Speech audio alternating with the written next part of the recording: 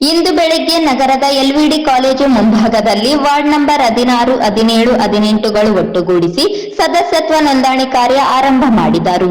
ನಗರ ಮಂಡಲ ಅಧ್ಯಕ್ಷರಾದ ಉಟ್ಕೂರು ರಾಘವೇಂದ್ರ ಅವರು ಚಾಲನೆ ನೀಡಿದರು.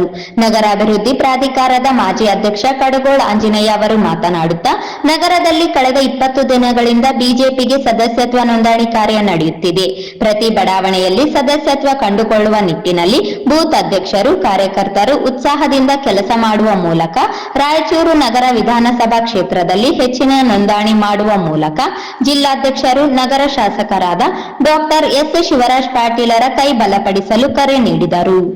ಈ ಸಂದರ್ಭದಲ್ಲಿ ಜಿಲ್ಲಾ ಪ್ರಧಾನ ಕಾರ್ಯದರ್ಶಿ ಜಿ ಶಂಕರ್ ರೆಡ್ಡಿ, ನಗರಾಭಿವೃದ್ಧಿ ಪ್ರಾಧಿಕಾರದ ಮಾಜಿ ಅಧ್ಯಕ್ಷರುಗಳಾದ ಬಿ ಗೋವಿಂದ್, ರಾಜಕುಮಾರ್, ನಗರಸಭೆ ಸದಸ್ಯರಾದ ಇ ಶಶಿರಾಜ್, ನಗರ ಪ್ರಧಾನ ಕಾರ್ಯದರ್ಶಿಗಳಾದ ಕಡಗೋಳು ರಾಮಚಂದ್ರ, ವಿಜಯಕುಮಾರ್ ಸಜ್ಜನ್, ಪಲುಗುಲು ನಾಗರಾಜ್, ಶಕ್ತಿ ಕೇಂದ್ರದ ಕಡಗೋಲು ಗೋಪಾಲಕೃಷ್ಣ, ಹಿರಿಯರಾದ ವಿಠಲ್ ದಾಸ್ ಇನ್ನಾಣಿ, ಕೆಟಿ ಆನಂದ್, ನಗರ ಮಂಡಲ ಮಹಿಳಾ ಮೋರ್ಚಾ ಅಧ್ಯಕ್ಷೆ ನಾಗವೇಣಿ ಸಾಹುಕಾರ, ಪ್ರಧಾನ ಕಾರ್ಯದರ್ಶಿ ಸುನೀತಾ ಪಾಟೀಲ್, ಸಂಗೀತಾ ಜಗತಾಪ ಮತ್ತು 3 ಬೂತ್ಗಳ ಅಧ್ಯಕ್ಷರು ಹಾಗೂ ಪ್ರಮುಖರು ಭಾಗವಹಿಸಿದ್ದರು.